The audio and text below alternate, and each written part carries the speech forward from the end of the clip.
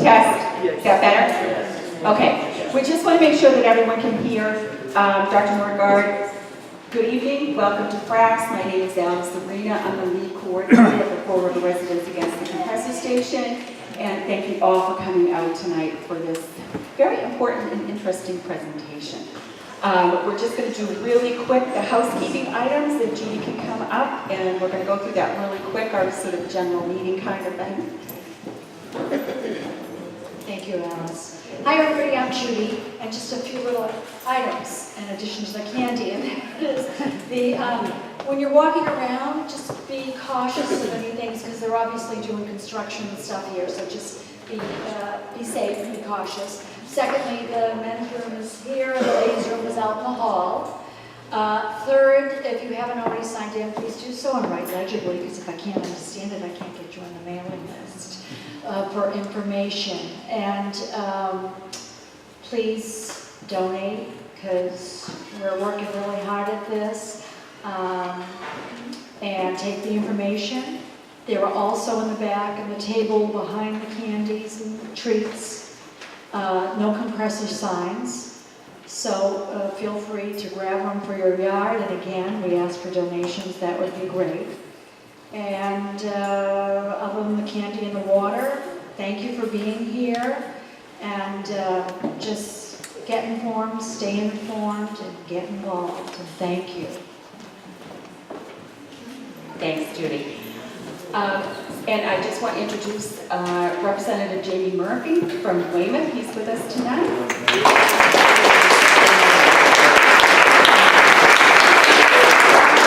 We also have Representative Joan Moschino from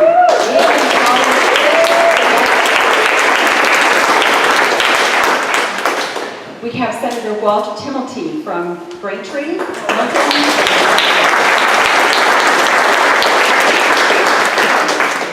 Councilor Rebecca Haw from District 1.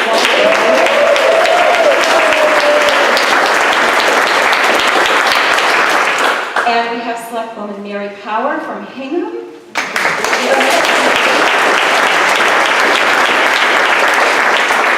So we have lots of friends, which is a good thing. So tonight I'm just going to pass this right over to Dr. Nordgaard for his presentation on what was left out of the air quality permit.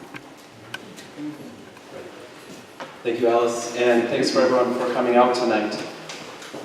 The material that we'll talk about tonight is fairly technical, and it's something that I think is hard to make sense of, in the sense that we don't commonly encounter this kind of information, and so and I also think that there's the potential for what we're going to talk about tonight to be a bit controversial or dramatic. And so I do really want to balance that and try and be efficient and get through the material, but also explain it in a way that makes sense, but leave time for discussion before we get too far into the night. So if you really have to answer a burning question to make sense of what I'm talking about, that's fine. We can stop for questions if we have to, but if it can wait for the broader discussion, I really want to make sure there's time for people to voice their questions, criticisms, share their thoughts, and talk about what does this all mean. So it's going to be about blowdowns and the Fore River Bridge. What could possibly go wrong? And what was left, the other tagline that we have for this was what was left out of the air pollution permit, the draft version put out by the Department of Environmental Protection. So I think it's important people ask about these disclosures. Nobody involved with FRRACS or this work received financial compensation for doing this. I myself have a broad background in a number of sciences. I've helped author a number of scientific publications, but I have to disclose that none of these are on air pollution modeling, which is the actual topic for tonight. But I do use that broad science background and having been working on this project for 2 years to come up with what we're going to look at tonight. And my motivation, if we're not getting paid for doing this, I have many reasons to be doing this work, but not least of which is because I'm a pediatrician and some of my patients are from this area and would be affected by the project. Along with the injustice of the project, the fact that it's a terribly cited project, and on and on and on and on.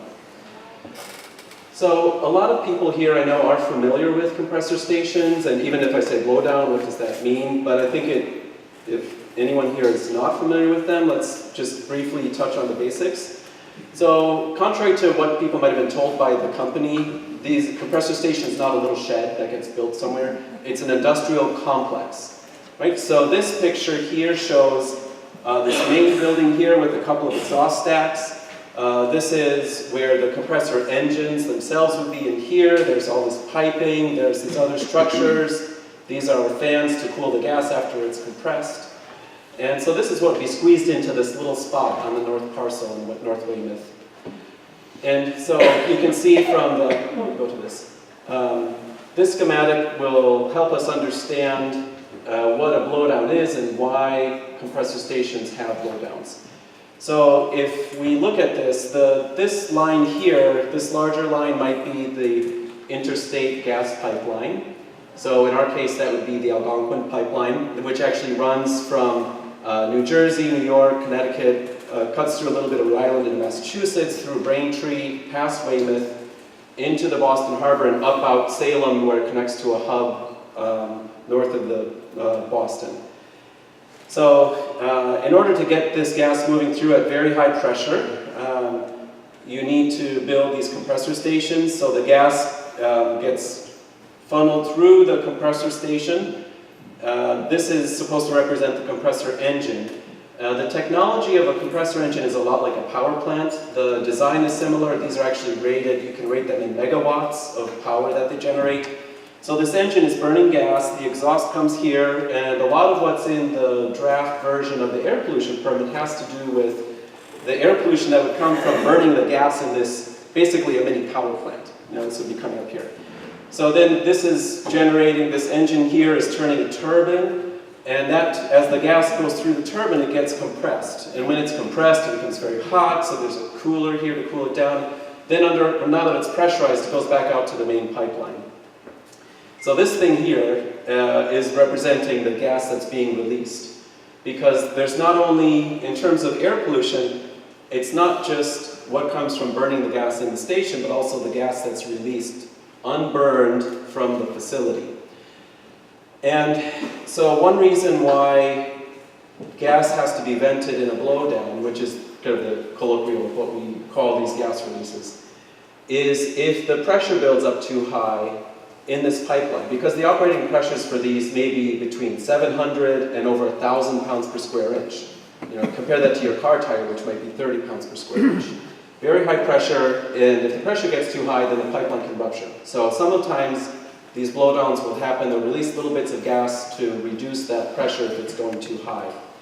But the other reason to have a blowdown, if you now look back at this, is if you need to do any work on this facility. If you have to do maintenance, you have to take it offline, you have to stop it for any reason. What you do is you shut off these valves here and isolate all of the piping and equipment in this station. And then the gas keeps traveling through here down the main pipeline system, and now you isolate this. In order to depressurize it, you release all this gas up here. Any of the gas that's stored in these pipes all gets released directly into the air. So that's another reason to have a blowdown. The final reason from, I'm not an engineer, but it's my understanding of these facilities go. The other reason to have a blowdown here is if you need to do an inspection or maintenance work on the main pipeline system. Remember I said, this is coming all the way from New Jersey, New York, all the way up into Braintree and Weymouth. So from North Weymouth, if you follow the pipeline down, as best we understand it, the next point there's a shutoff for the pipeline is after the pipeline comes out of the harbor. So this is on the order of 10 miles, we believe. So if you had to do maintenance on any of that pipeline that's going under the harbor, right, and that pipeline's been there for on the order of 20 years, I want to say, maybe that's going to corrode at some point and you have to repair it. You're going to have to release all of the gas from 10 miles of pipeline. And so this is one of the places they could do that. If they're going to do maintenance, they have to depressurize it, and all that can come up here. Same thing if they're going to work on the pipeline between North Weymouth and Braintree. They would isolate that pipeline segment and release gas here. And from the work that we'll see tonight, as I understand it, this is where the greatest amount of gas coming from this facility would come from. And then you can imagine that, right? If this goes on for 1 or 2 miles minimum to what the potentially nearest shutoff point in Braintree, and it might even be farther than that, compared to this might be on the order of 1,000 feet or so. Okay, so that's what we're going to be talking about tonight, blowdowns. The draft air pollution permit that came out this spring did talk about blowdowns. It actually designated kind of a conceptually, one source of emissions is the gas that's being burned in the engine. And the second emission source are the gas blowdowns. So what was in the draft pollution permit? So first of all, for blowdowns, there's no pollution control device. There's nothing to control or restrict how much gas comes out. There are monthly or annual limits on how many tons of volatile organic compounds and hazardous pollutants come out because those things are in natural gas. And this really is, if you look at what the company says they might release as a maximum, this is about twice as much as the company claims they might release, so it's kind of a meaningless figure. The DEP has already said, well, you can release up to twice the maximum that you told us. So it's not really restricting them in any way. Spectra, who would be the company we identify as building this compressor station or proposing, they would have to track how much gas they're releasing. Don't necessarily have to report it, they're just tracking it. But they would have to report to the Massachusetts Department of Environmental Protection and the Weymouth Board of Health. No other entity is listed. Quincy Board of Health, Braintree Board of Health, fire departments would not have to be notified under the current version of the permit, even though, and then that would, those two have to be notified if there's 1 million cubic feet of gas released in a blowdown. So by comparison, if anyone here remembers, in January there was an emergency release of gas at a metering and regulating station this company owns near the site where they would build a compressor station. And if anyone was at the town meeting, the Weymouth town meeting, where the Spectra engineer went and said, and I saw part of the recording where he said how much gas came out, people a mile away could smell this gas. It was released over the course of about 1.5 hours or so. And that was on the order of 220,000 cubic feet. So they could release 4 times that much gas before they have to tell anybody about it. So you can imagine that alone is a real issue. That's concerning. And then the last thing about the permits description for the stack, right? That just means the smokestack. So the smokestack for the air pollution that comes from burning the gas in the engine, that would come out about the height of the top of the bridge when you're crossing the river, the new bridge. That's about the same height for burning the gas in that. But for if you're going to do a blowdown, there's no stack requirement, which means that the company can release it basically at ground level. So, what does that mean? Well, think about the power plant right there, right in Weymouth. Like, how tall is that? 200 plus feet. So if you release the gas at hypothetical 200 feet, it's so high up that before it gets anywhere, it's going to spread out. A lot of the methane might separate from the gas and float away. But there's no requirement they have to release this anywhere but at ground. I mean, they can release anywhere they want. Okay.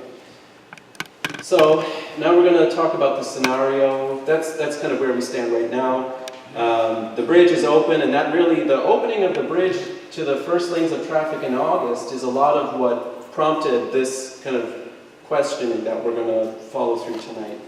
So this is a picture taken from, obviously, the sidewalk of the bridge. This is the Weymouth side looking back at North Weymouth, and Kings Cove is here. So you've got lanes of traffic open, and this is where the Fall Festival was held, if anybody went there this weekend. This is the town's park right here along the edge of the water, and this is the fenced-off parcel. Remember that first picture where I showed the industrial complex, and how that sprawled out. This one, potentially, we could talk about details, well, this one might be a little bit smaller, and so on and so on, but it really would be squished into this space. And now, we're going to get to the question for tonight, right? This is when I heard about the new bridge opening, I remembered what people from this area told me. This is not my question. This is the question of people who've been doing this work longer than me, even though I've been involved for like 2 years now. So where are you going to put this? This is basically the majority of the space where the compressor station will be built. So the gas might be released from somewhere like around here. So, and then again, it could be at ground level. So now you've got the bridge here.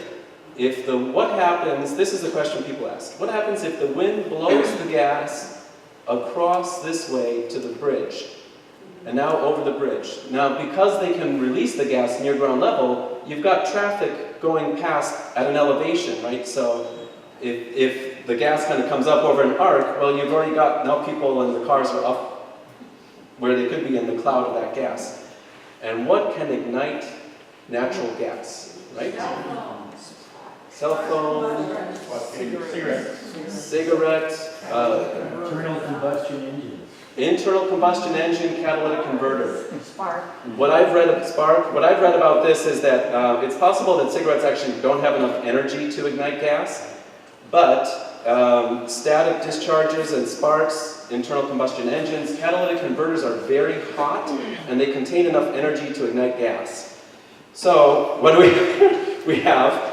The source of the gas, an elevated positioning of something that could ignite the gas, right? And so what people, I think, have been questioning from the very beginning when you hear about this project is, well, all of this money and time and inconvenience, the hassle that went into this new bridge, and is this what we're going to be looking at? Is this going to be our fate here? This is what people have been saying. And so for me to bring it up tonight is not anything new, because this question has already been raised. And this, in all honesty, this is not a compressor station, but this is a pictorial representation of what people are imagining, are afraid could be happening. Right? So this is the introduction of what we're going to talk about tonight. And the reason we're talking about it tonight, for one thing, because the bridge is now open. If the station's built, we have to answer this question. Is this really a possibility or not? Right? And in the course of the work that I've been doing, I've been learning to use this, which actually is not a perfect tool to answer this question, but it's a starting point. This is a modeling, this is a screenshot from a web page for something called Aloha, Aerial Localization of Hazardous Atmospheres. This is a program that was developed by the EPA and the National Oceanic and Atmospheric Administration. The purpose of this program is a modeling program to understand if you release hazardous materials, what's going to happen to the vapors, so if there's a tanker truck spills, a pipe breaks open, there's a tank of hazardous material breaks open and releases that into the environment, what's going to happen? And part of that is kind of planning purposes, if something like that's going to be built, or if an emergency really happens, this program is used literally in the field to ensure that workers are safe and how far do you have to evacuate people. This gets used in everyday life to answer these kinds of questions. The other reason for using this program is, and the text is kind of small, I apologize, but it allows you to enter details about a potential chemical release, estimate threats for various hazards, including flammable gas clouds. And there's one of the options for this program is to evaluate what happens if you release gas under pressure from a pipeline. And as we'll see, there's all different ways you can change the settings for this. And those are some of the strengths for why we've used this program to try and answer that question. And as I'll describe, it's not perfect for this. But really, for us to go through this exercise and look at these results tonight, this is, I think a next step from people bringing up the question, can we use this kind of a tool to try and get a better idea? How likely is it? Maybe we ask the question, could that happen? Yes or no? Well, let's try and get a quantitative estimate and figure out what are the conditions under which this might happen if we think it might happen at all. What I do want to point out, during the hazmat response by the state, this is the exact tool they used. Right, so this is the hazmat teams use this, is the point. So it's a modeling program. We have to put in all kinds of information about the conditions that gas might be released. This is data for the compressor station released by the company. It's not overly useful. What it tells us is a couple of things like the maximum annual amount of gas that might come out, average hourly, max hourly. That may or may not be helpful. Another source that I use is data, more specific data on blowdowns from another pipeline project by a different company. But what they did is they actually said, outright, they said, here's how much gas, the amount of gas we would release from a blowdown and how quickly it would be released. And that's really a lot of the details that you need to do this kind of modeling analysis. And then these are some of the things that you can change in the program that I varied these to see what's the effect. if you look at, location on the bridge, near the site, farther away from the site, the weather, because this program doesn't just look at the pipeline, the length of the pipe, the diameter of the pipe, the pressure and temperature of the pipe, the size of the opening the gas would come out of. But also, once the gas is released into the atmosphere, it tracks when the starting pressure of the gas as it's moving along, and how quickly it moves out of the opening as the pressure is falling inside the pipe, and once the gas gets up in the air, what is the weather doing to the gas? It can do all of those things, and that's part of why this is a powerful, even though the accuracy is not perfect, it is a powerful program for this purpose. And so I have evaluated these things, how much, and we'll see, how much, obviously the location and how much gas, we'll talk about the size of the opening, sometimes that matters, sometimes it doesn't, the temperature and pressure of the pipe, and then also we'll look at what does it mean if the company tries to reduce how quickly they release the gas as a way to try and, make it safer, which is, as I understand it, one of the strategies they could use, although there's no requirement that they do that. Okay, so again, just a couple pictures. This is taken from the bridge, from a different angle. So this is the town of Weymouth's park, where you can walk up along Kings Cove. This is the MWA sewage pumping station. This is where the station would be built. So just past this dark clump of tree here we're approximating somewhere in here might be where the gas comes out. No, it isn't. So this is the near location. You're still elevated if you look at these light poles. You're closer, but not quite as high. No, and now Kurt, that chart, you had the wrong position. It's to the right of the... Oh, it's in here. Yeah, it's in there. Oh, yeah, right. Thank you. That's where it is. This is the metering and regulating station. This is Right. the road to the pump station. Here, over here, in here is where, thank you very much. In here is where the Compressors. compressor station complex is going to be, they're designing it to be right in the middle of this, towards that side. So the blowdown potentially is going to be kind of in that sort of area, general area. Okay, so it'd be, this is the Fore location, and what actually on the maps, it would be close to where these cars are, and the reason I look at that spot is because the maximum height of the bridge, it was designed to be high enough so that the smaller personal watercraft can go underneath without lifting the bridge. But what that means is they had to build it higher, and by building it higher, you're making it more vulnerable to being in the cloud of gas coming out of the complex when the gas is released.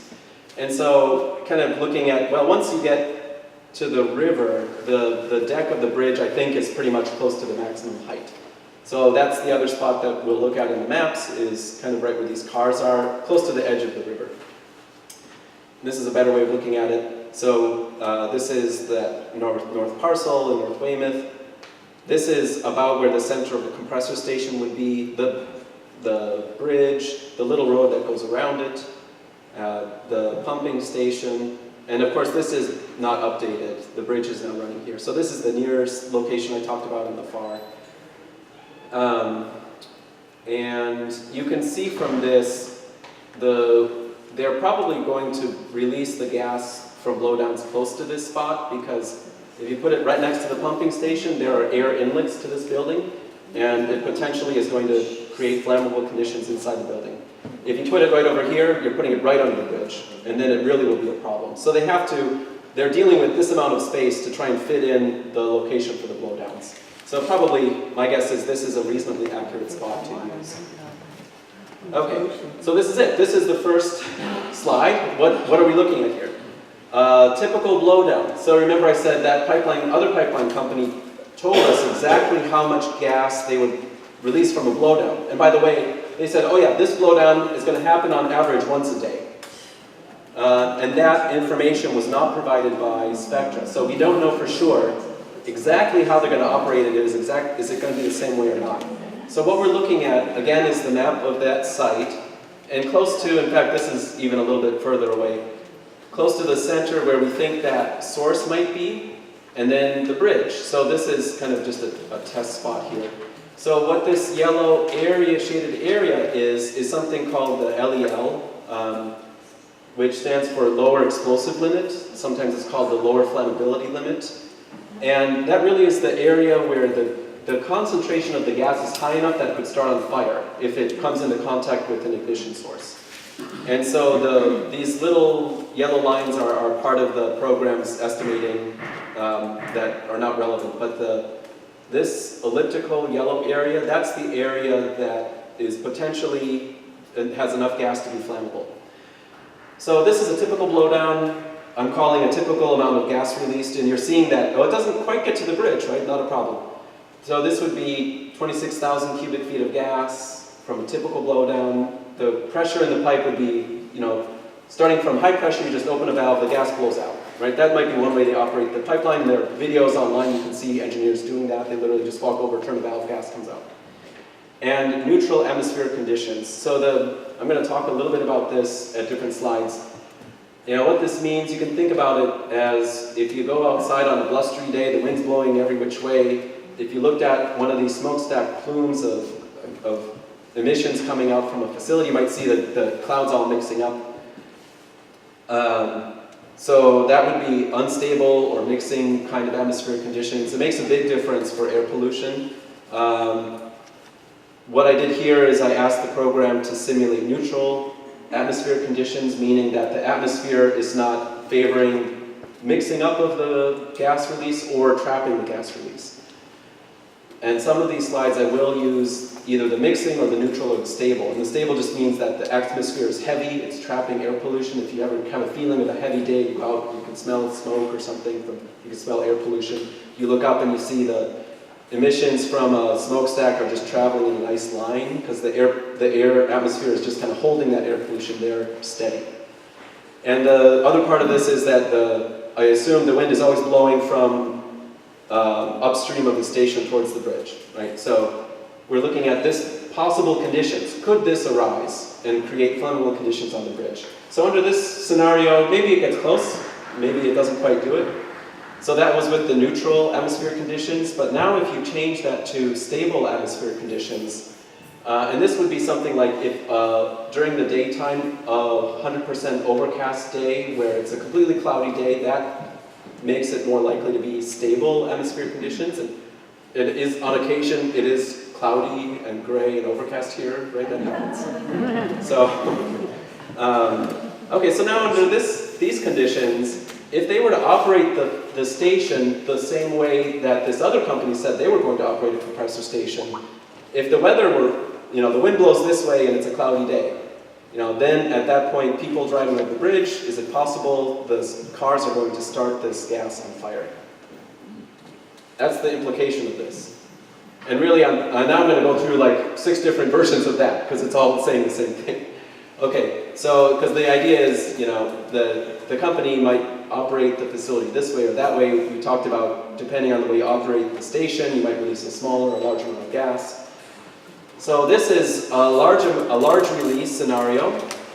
So this is where, if you look at the pipeline that exists right now going from Braintree into Weymouth, if you go to the nearest shutoff point, and that length of pipe is over a mile, well over a mile. So this is like saying, if you take that pipe, that diameter pipe, that length, and you release all that gas, what's going to happen?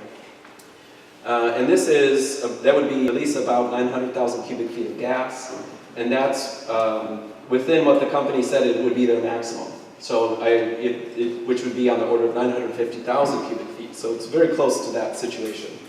If you just open the valve and release it under high pressure, and in this case, you have a sunny day, it's blustery, the pollution, the gas is all mixing up, which is, I would say it's not favorable to having a lot of like concentrated gas. It's all getting mixed up right away. So this is kind of the best case scenario from one point of view.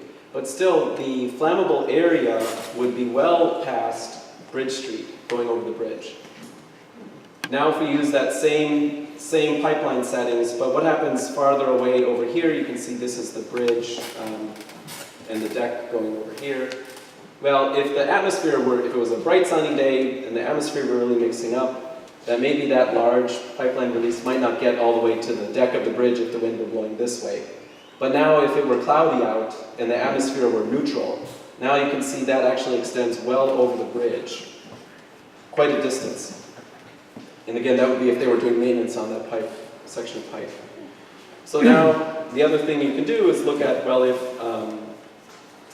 if they were to, there's I've gotten some feedback about engineering controls that they could control how quickly they release the gas and release it very slowly. So if you say, I address this artificially by saying you're going to step down the pressure and make it much lower pressure, and by doing that you can release the gas slowly. And it would take more than an hour to release it if again, the atmospheric conditions, the wind's blowing here, but it's not favorable. The atmosphere is not biased one way or another. This is like a technical thing that the modeling experts will look at. Are you artificially saying that the air is all getting trapped, and only under those conditions are you going to see this effect? No, that's not true. This is neutral. So this is just like a partly cloudy day. That even if they release the gas very slowly over more than an hour, their engineers might feel that they've got a protocol for this and that they can release the gas slowly and address any problems by doing it this way. But it's possible, based on these settings and this analysis, that still would result in flammable conditions on the bridge.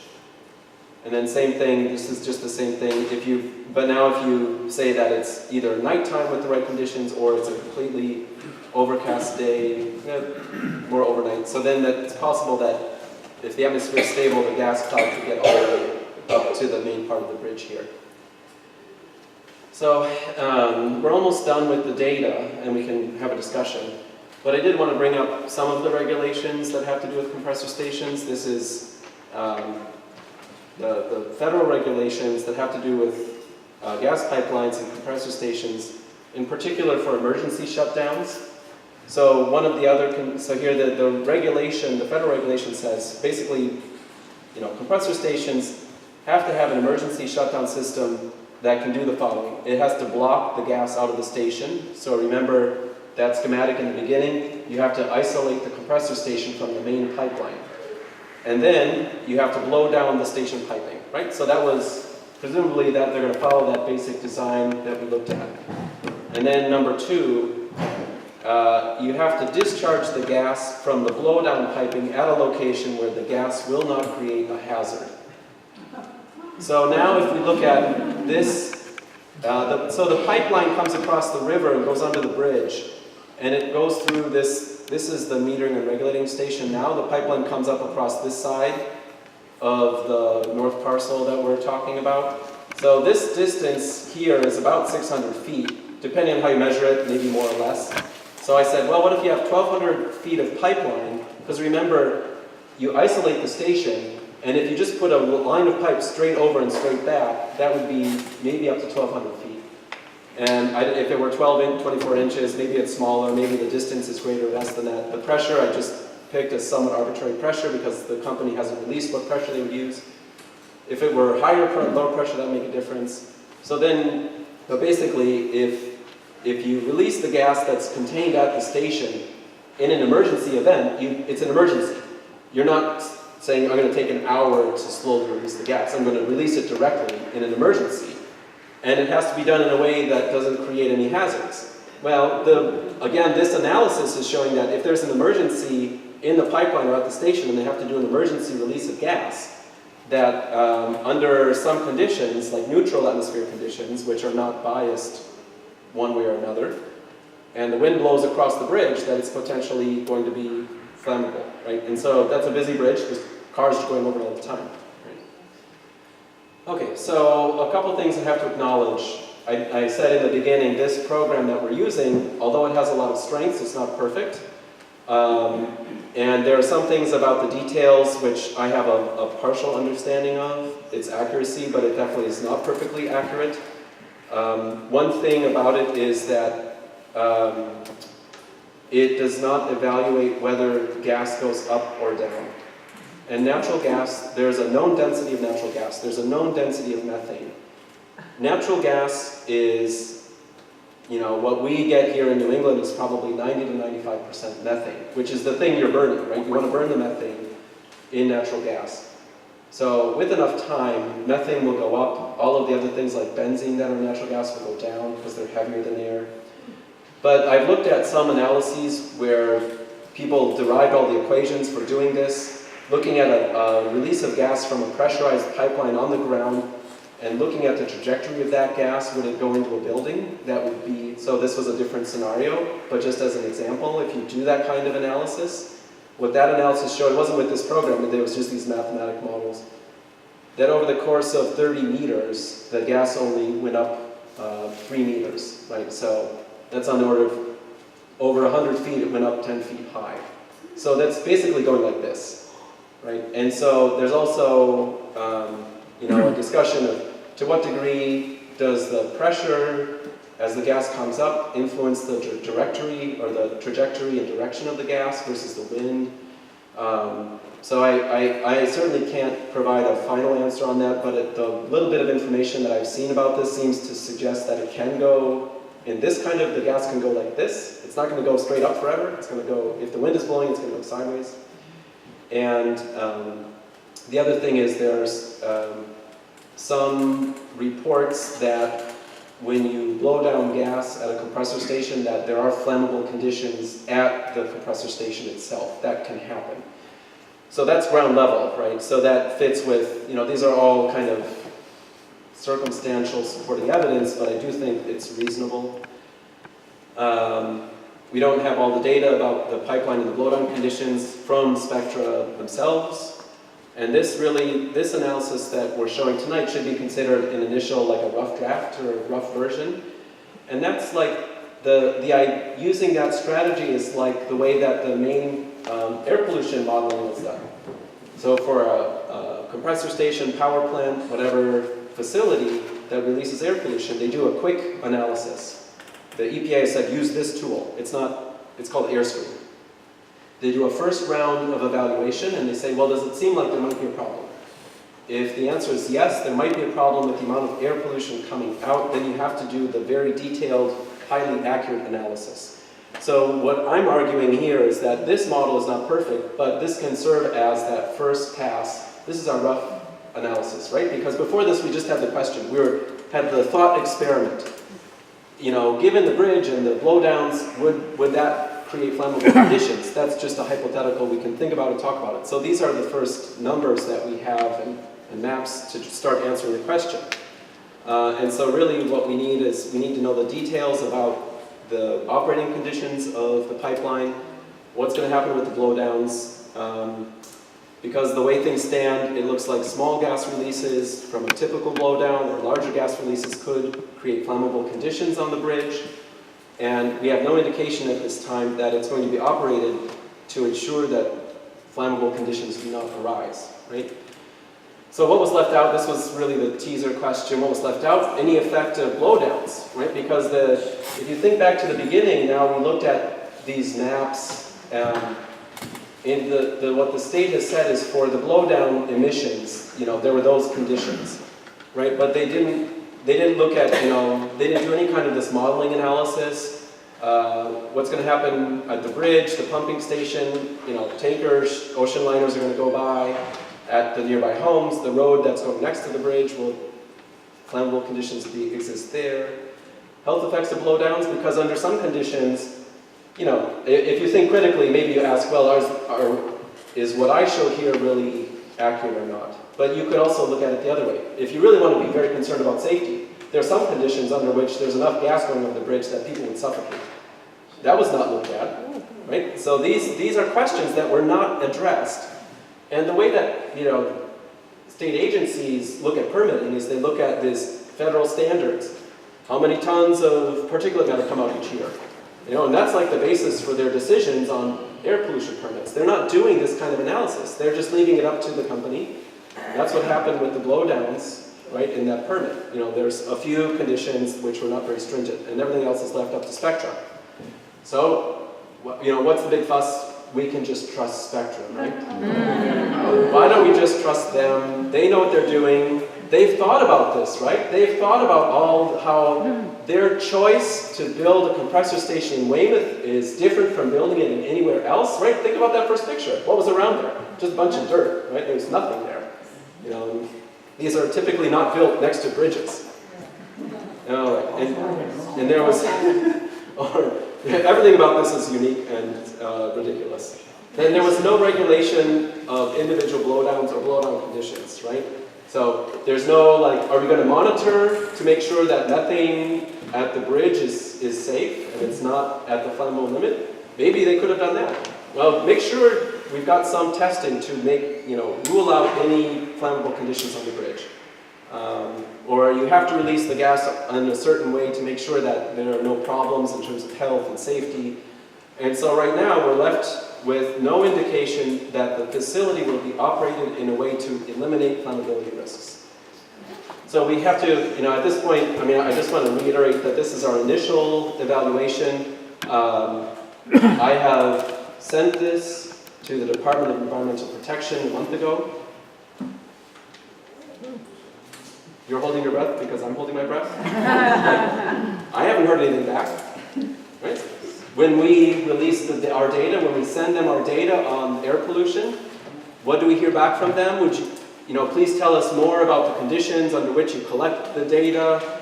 We'd like to learn more about how you're doing this so that we can think about it. We're going to be doing a plan. Never once have they asked us for information about what's happening. And in fact, if anyone noticed, they released their plan for air pollution testing for 2018. It included the testing here. Did anybody know about that ahead of time? Did anyone get the chance to provide input to the Department of Environmental Protection about the air pollution testing they're going to do? They're already thinking about it. It's in their plan for next year. The safety evaluations, we're supposed to get all this from the governor, the health assessment, the safety assessment, the air pollution evaluation. When is that happening? Does anybody here know of when that is scheduled to happen, that we're supposed to have public input on this? So this is part of what, we're here, we're doing our own testing, we're doing our own evaluation. This stuff was not looked at by the state. I think it matters. Doesn't this matter? Can't we have them look at this and verify, say yes or no?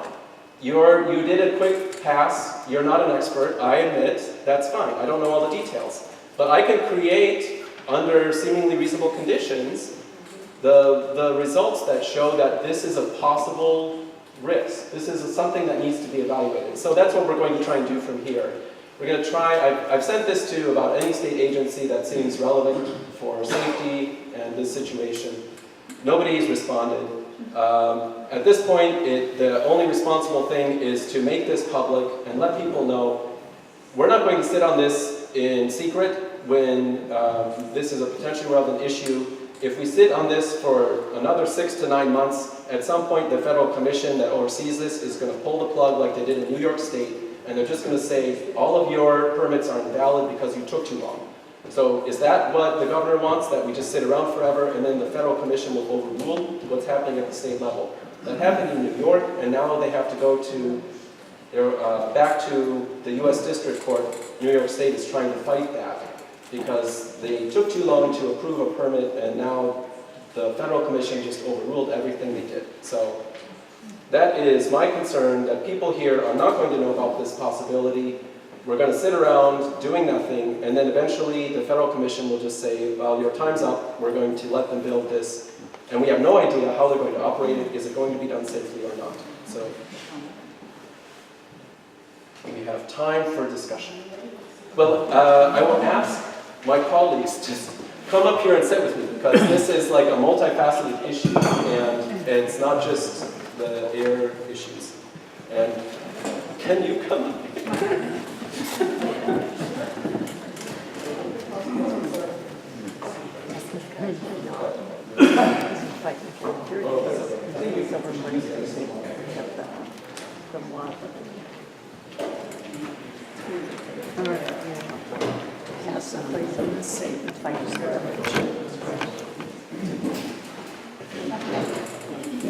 Okay, so I'm just gonna look, okay, I'm not gonna be able to stack this, I'm gonna look, but the first hand I saw was Paul. Or maybe Frank can stand and pull questions. You ask your question, then you pick up. Okay, Paul, thanks. I'm not ruled by the land, I'm a member of the Land Conservation Commission, so I'm in the middle of this, plus I have 50 years of experience in emergency response and public health. But one of the things that's a great application, but it also talks about controlled release. What has not been spoken to, and this is another issue that we're considering, what happens if there's a rupture or an emergency breakdown. For example, this area is very susceptible right now. They're planning to put the compressor station to storm surge and flooding. It's been identified by NEMA.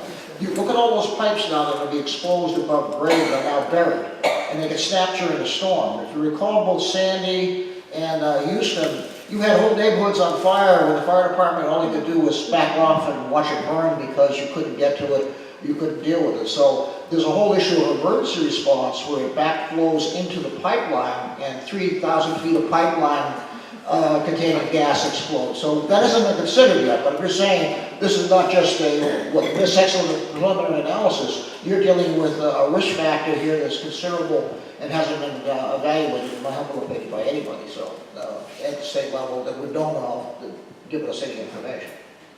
So Paul, you're... First of all, I don't think we applauded for Dr. Kurt.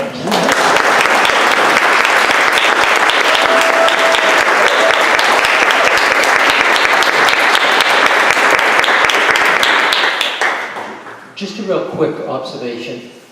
Most of you people are very busy people. I know I might not look like it, but I'm a pretty busy man myself. Are there any representatives in this room from either the Weymouth Fire Department or the Weymouth Health Department? Could you please stand up and identify yourself and show us that you're here? Okay, so we're looking around, we don't see anybody standing up, and so that's duly noted. I just want to make a comment. This is a question that I do not know the answer to.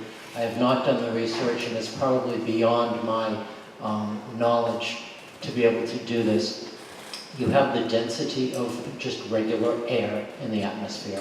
You have the density of, well, we can't call it natural gas because it's fracked gas, but the difference of the two densities is not that far apart. And I know that eventually things will striate or settle out. But let's say we take the density of my coffee in my coffee cup and the density of my half and half that I may add to that coffee. And the wind blowing around is my spoon. And I know that eventually the cream and the coffee will eventually settle out, won't they?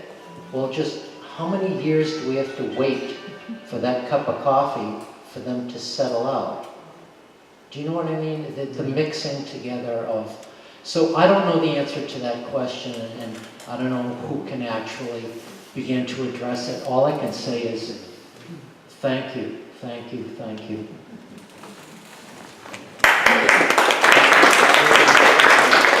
My name is Mike Lang. I'm with the East Braintree Civic Association. I've been doing this for, 45 years now with my buddies over there that have been with the Civic Association. So we've done this a long time, and I can answer your question. Kurt was right that Spectre will tell you that gas is light and it will rise up in the air and it will dissipate. They're right in that respect. When they're under the same pressure and under the same heat, when pushed through a pipe, first of all, the pressure is 950 pounds on the existing pipeline, but what Kurt didn't tell you is that if this pipe does go through, if it's permitted, there's a second one coming along that's even larger. And they're talking about 1,440 pounds of pressure under that thing. So what happens is when gas is under extreme heat and extreme pressure, the density increases. When the density increases, the weight increases. So it's going to actually be lower. Now, back years ago, we had worked on a project called the Clean Harbors incinerator proposal. And one of the items that came up was that we're on a coastal area right here. And what they have is coastal zone inversion. You guys remember that. Anyway, what happens is that the coastal effect overrides the existing pollutants right here, and it keeps everything down. We have the same situation here, so what Kurt said is correct, but you'll probably see it even worse than what he's saying right there. Anyway, yes, it does increase quite a bit. Thanks, Mike. Next question, maybe someone up. Yeah, I just wanted to ask about the final piece that Dr. Murdoch put up, and that is that they've delay. We had been thinking that delay was our friend. But now you're saying that there's an angle they can come at us with, where delay would be to their advantage. Yeah, I breezed through that point. So they're one of the pipelines undergoing review in New York State in the last couple of years. Their counterpart of the Department of Environmental Protection was dragging for the water permit, and I won't go into details of that because I've only heard one side of that story. But they kept requesting more information. The company provided information about the streams and waterways and wetlands that the pipeline would cross. And eventually, the company said, the state said, we consider the deadline to be this date from when you completed your application, and now on the day of the end of that year period or whatever they had to say, we're denying it. You're not going to get the water permit for that pipeline. And because of the intricacies of permits, that meant that was equivalent to a federal action that would stop that pipeline from being approved. That company went back to the Federal Energy Regulatory Commission, which is essentially an industry group. It's the same revolving door situation that you might think it is. And they just went to them and said, can you overturn this ruling so that we can still build our pipeline, because they delayed for too long, and therefore, by these legal arguments, they gave up their right to make a decision about the permit. And the Federal Commission did that. This has all been in the last couple of months, that they overruled New York State, and they said, you took too long, we agree with the company, and they can build their pipeline without your water quality permit. And so the latest thing that happened, I believe, was in the last week, that the New York Department of Environmental Conservation, they filed an appeal right at the deadline to file an appeal, and so this is going to have to go to U.S. District Court. But if this is upheld as a precedent, then I haven't gone down and looked through what are the deadlines in Massachusetts? Have we passed those? I mean, they're saying, the Federal Commission said your year starts when they filed the initial application, not when you say they finished the application. So, they could just be laughing themselves silly that we're killing ourselves with all of this work. And in the end, they just know they have to go to the Federal Commission, and now this is happening in New York. So, we cannot rely, even though what the governor called for was good, to call for those additional assessments, and it was the product of an incredible amount of work by a lot of people to make that happen. But I think, for one thing, it's been months and no word has been said. This is all moving at a snail's pace, and nobody's even set up an initial public input session for any of those assessments. And so with what's happening in New York, it's possible that we're headed in the same direction here. So we have to take some positive steps to change this. Okay. Margaret, can you talk for a minute about what was just posted in the Federal Register that just showed up on all of a sudden the construction of the compressor station here is now on the list? Yeah, we get notices of the progress of the whole Atlantic Bridge. And today, around 4 o'clock, we got a FERC notice that included Norfolk County Weymouth Compressor under their construction list. Just listed us. I mean, all the other stuff is going on in Connecticut and, detailed under construction. But this was the first time I saw Norfolk County Weymouth Compressor Station in their construction site list. Okay, thank you. Something here? Yes. How connected are you with the town government? And the reason I'm asking is because I think that we're the only town that has a mayor that's been a senator for 24 years. And I'm not promoting him, I'm not trying to promote him, but what I'm saying is he got the library based on grants that he knew. He's very committed about getting lawyers, and he said we've done more than any other town. So are you considering yourselves completely separate from the town government, or are you willing to voice your concerns to them and let them know and give them the heads up? No, actually, Suzanne, we work with the town. Our attorney in Washington is working with the town's attorney. We are waiting to get some briefs that were actually filed last Friday, I believe. We don't have the information on that yet, but the town of Weymouth is working with the Fore River residents attorney in Washington, who is also working with the city of Quincy. So, no, I mean, we are a separate entity in that we are a citizens group. So, you know, we go about representing the citizens and listening to you, and we have lawyers and all of that kind of thing. So, no, we do work with the town. Sure, yeah, I got a few questions. First, what other alternatives does Spectre have? Does it more other options they have, you know, like there are not to build in Weymouth? So are there other places they can build their pipeline around less built up areas first? Yeah, I can answer that quickly. By their whole analysis, they had to do alternative sites for compressor stations. I believe they identified 3 others. Yeah. Oh, sorry. Sorry, More than no, that, they chose this one because it was a quick and easy permit because they could buy it illegally from Calpine. And we're in court right now challenging that sale by Calpine to the town of Weymouth because we felt that it was a violation of the state subdivision law. How cheap is the next cheapest option? What's that? How cheap and easy is the next cheap and easy option? Well, the trouble is it would lose about 2 years and have to start all over again, as I understand it. And I think that what's really driving this is that this whole thing is based on a somewhat flimsy financial arrangement of how much gas you can sell at what price in Europe and so forth. So the longer it delays, the more shaky it gets from that point of view. So I think they're just trying to drive this as quickly as possible to be able to deliver gas. That's my personal opinion. I don't know if that's the opinion of the town or anybody else, but Dallas might have a... The only thing I will say is that the entirety of the project outside of this is in the middle, is either built or in the middle of construction. So I think they put this all together as a package and expansion of this main pipeline system, and this is the only place that they've installed. Basically, they were forced by the Energy Facilities Siting Board to list other locations. One of them was in my neighborhood.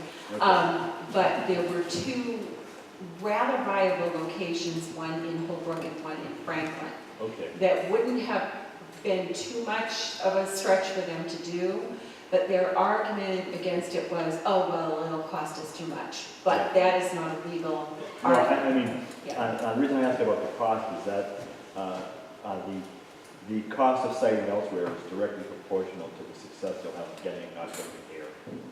Right, and it wasn't, you know, as far as, you know, cost goes, it really wasn't that big of a deal for them, but the bottom line is that right here at this location is a metering and regulating station already. Yeah. And that is the connection of the hub line, the pipelines that come from Canada and the pipelines that come up from Pennsylvania, they meet right there.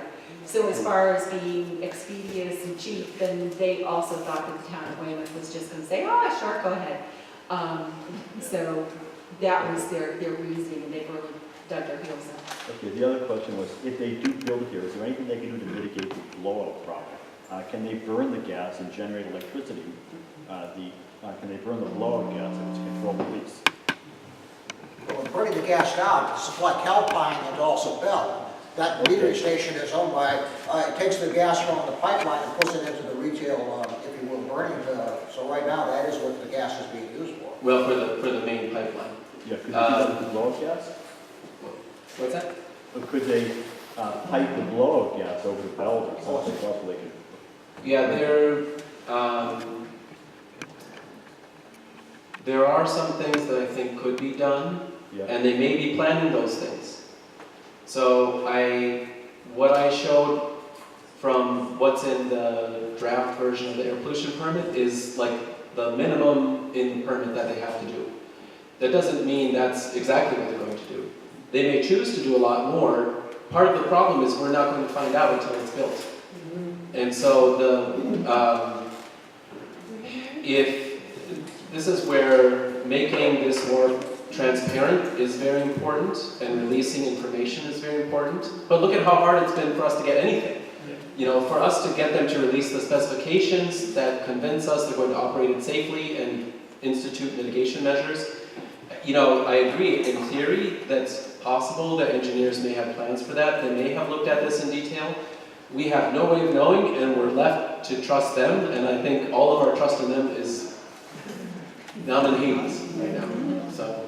Okay, do you have, just one more, do you have data on the emissions from related with similar sized compressor stations?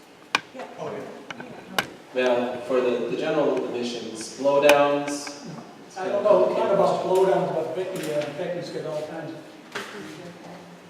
Yeah, Councilor Hart collects all this data. She's a virtual library over there. Becky, you're back there? Speaking of that, I honestly don't know what data you're talking about right now, but I did want to follow up with Margaret's thing. So I was able to go through it this afternoon. There was a report that came out, and because we're all about disclosures tonight, the person who's doing the inspections is named Sarah Haw. She's not related. But the report that came out was she did a whole bunch of inspections on May 25th, and there's a lot of pictures. You should actually find it. And you can see it's mostly in Connecticut and New York, and they're throwing this pipeline right next to people's houses. It's a really, I hope maybe FRRACS can get it up on the website. I'm working with Laura, but it's really, you should see some of the pictures that were in the report, but there was nothing inspected in Weymouth. Except we were listed. We were, yeah, and I think it That's the first listed time I noticed every that. single thing going on with the project. But is there emission data, cubic feet per minute? In this inspection report, In any report, in any information. I think it all depends on everything that goes on, like what type of blowdown, like a planned blowdown versus an emergency blowdown versus like what Kurt was saying, the major, if they're doing the whole pipeline. And one of the sources of data I use for the size of what I call the typical release is based on a compressor station proposal from another pipeline. Yeah, so there's. It's the same size compressor station? No, but it's about half. They listed the gas that would come from blowing down one of the two units, and that one unit is very similar in size. Okay. Yeah. What you have to understand is that what happens is the regulatory agencies get all this data from the industry. The industry is self-reporting. You know, one of the things they can do is they can say, we didn't have an accident, and they don't report it. Now, you look at the accident data, it'll tell you how many billions of dollars has been spent on the facilities that have been blown up. And in reality, a lot of them haven't been reported, so everything's self-reported. They did the Inspector General did a study of the railroad industry, and they said that their self-reporting data can't be counted on to be accurate, so. All right. Why don't we move to the other side?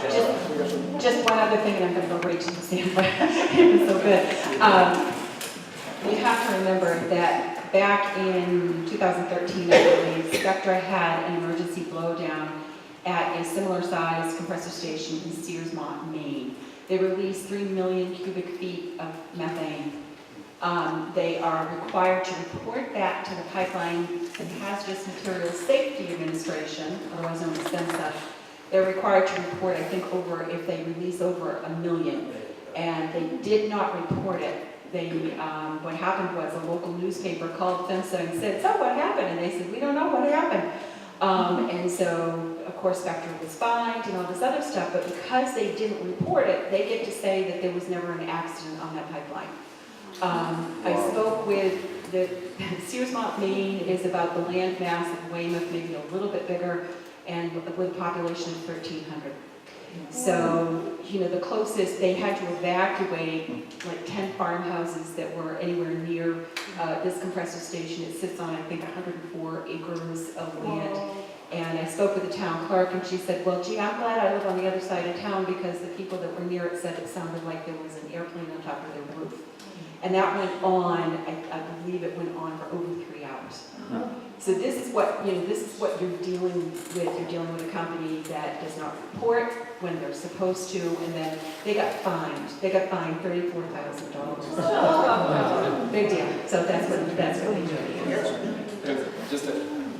Just as a quick, the analogy that I know, when I was still visiting people in Berlin, Rhode Island, after they upgraded the compressor station there on the same pipeline, I went back there one day and people said, oh, there was this something happened with the pipeline. There was a sound like 2 miles away in the village center. They said it sounded like a jet engine was taking off 2 miles from the compressor station. So there's like a similar 2-hour like emergency thing happened that they had to talk to the state about. Okay, so Three points, or three things. One is, I've talked to, in my conversations with the U.S. Environmental Protection Agency in Boston, they hold you in high regard and high esteem. I don't know if the same players are still there, but anytime I talk to them, you've got a good rapport there. Two, you referred to that section of the code 192.167, and specifically the term hazard. I don't know if I copied you in on that, but 2 years ago, I was talking to PHMSA, and I put in a formal interpretation letter request, which they've yet to publish, but it specifically asked, what is your definition of the term hazard? And, you know, they basically said they didn't have any, and I said, well, here's the situation, I explained all, the bridge was there, the homes, and it took over a year of going back and forth, but basically the engineer that I spoke with, who was, a civil servant, said, well, methane rises harmlessly into the air, and that was his bottom line.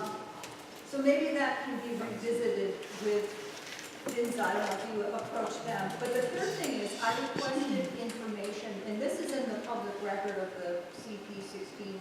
I asked them specifically about anything, if an explosion or anything happened at the compressor, would that impact the structural integrity of the bridge? And I asked them about, what about a kid, overhead, on his riding his bicycle, would his skeleton dissipate, But they basically said that it would not, that they did this analysis and it would not impact the structural integrity of the bridge. They misinterpreted or twisted my question, but I did request on numerous occasions the raw data for that, and they still to this date have refused to release that, but they do have that raw data somewhere. Actually, by the way, the one thing you can look up is an episode, not a compressor station. It was a fire in downtown Atlanta because of the storage of very flammable material under a major interstate overpass. And steel does not respond well to high heat. It may structurally still stand, but it's lost its strength. Anyway, the whole issue of a fire is not just a matter of a short-term explosion or incinerating someone who's unfortunate enough to be on the bridge. It can destroy the computer systems, the control system, and even the structural stability of the bridge in the sense of weakening the steel in such a way that you have to replace the whole thing. So there's a lot of issues about why compressor stations normally are out in the middle of rural areas surrounded by open fields and not in high densely populated areas, which, by the way, Spector's analysis said this is a rural area. Their actual analysis said that site is rural because they only took the water right around it. They didn't mention any of the houses 15 feet over the line that they chose to prop that site. And none of the federal government people ever went on site to look at it. Every person who was brought on there, candidates for governor, what have you, have been amazed at how densely populated this area is. But if you read the Spector analysis, we're out in the middle of nowhere. Yeah, I did, in the course of evaluating this question, I went back to the environmental assessment, and it said exactly what you said. So they referenced to local resident concerns, which now it sounds were your letters, but they were very selective. They used a different modeling program to answer the question, just the question that you said. If there was an explosion at the compressor station, would it damage the bridge? And it made it sound like, we talked, this is one of the structural and infrastructure issues, the bridge, the sewage pumping plant, that had to be considered. And they cropped it out, just like you said. And they said, yeah, what frame went through. So it was very arbitrary, and that's where, when you do this kind of work, then you can actually uncover a different story that the people are at risk. I didn't say this, but this analysis of the flammable conditions is the starting point. This is just the beginning of the assessment, because a real risk assessment, you would ask the question, what is the risk that people will be hurt or killed, right? So what happens if you're driving over the bridge and there's a cloud of gas ignites? It wouldn't explode because it's not contained under pressure like in a house. It would ignite. But you can imagine during rush hour, people driving over the bridge. What if it starts on fire? Is that enough? Are people going to get burned? Are people going to swerve? Are there going to be accidents? And that has to be incorporated into an actual safety and risk assessment. And that's not, I mean, we're just starting out in the very beginning stages of this assessment. And they still haven't answered my question about the fire risk. Oh, yeah. I saw your question and I saw the answer that they had. And what they talked about, when we were talking about, when you asked about explosions and all, they talked about heat flux. Heat flux is merely the temperature, the heat from the flame itself. Won't destroy the bridge. They didn't talk about the impact from the explosion, though. That was never brought up. And oh, by the way, every gasket, every wire, and probably the guy that runs the bridge will be melted, you know? So, Let's keep moving to the right here a little bit, this way, so we cover the audience. Someone had a hand up here, Yeah, I was wondering if FRRACS's stance on the compressor station in the pipeline in general is a not right here, like not in our backyard type thing, or not build it at all type thing? We are not, nor have we ever been NIMBY. And it's a very good question, thank you.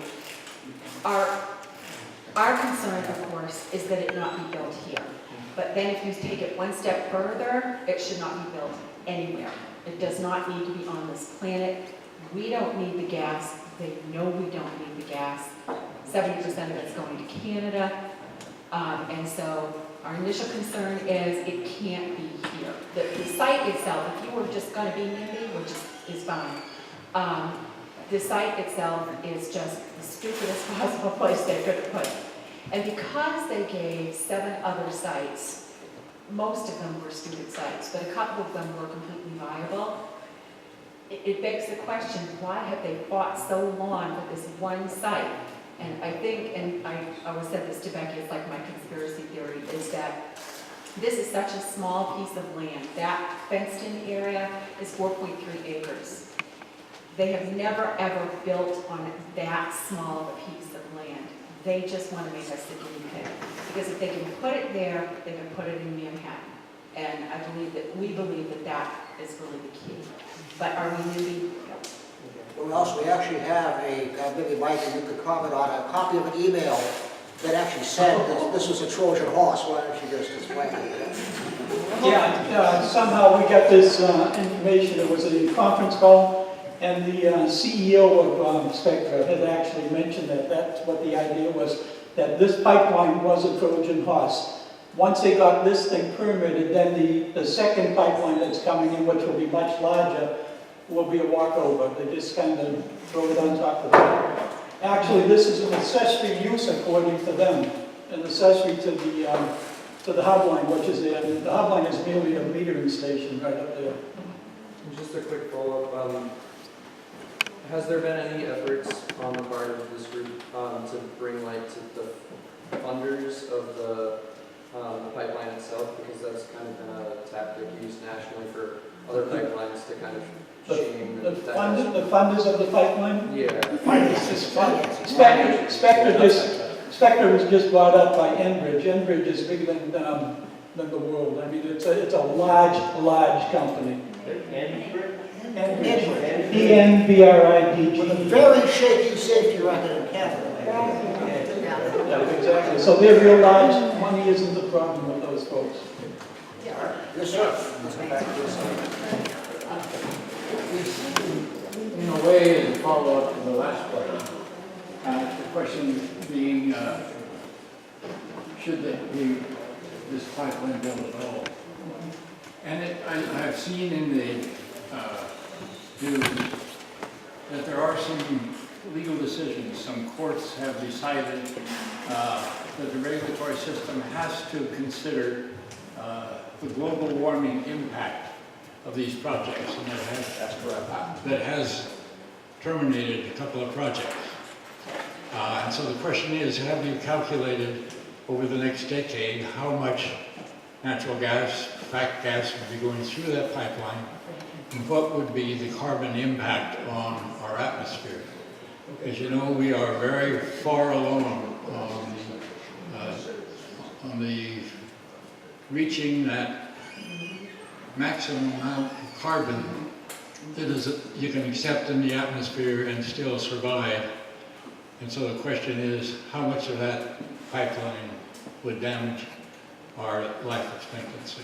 There's been a recent court case which actually brought that up and sent it back because it wasn't considered, but that's brand new. The idea of pipeline permitting had to consider carbon emissions.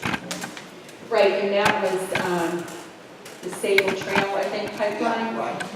And so they actually had to consider that, but have we, like, run the numbers on that? I think we don't have enough legal fees.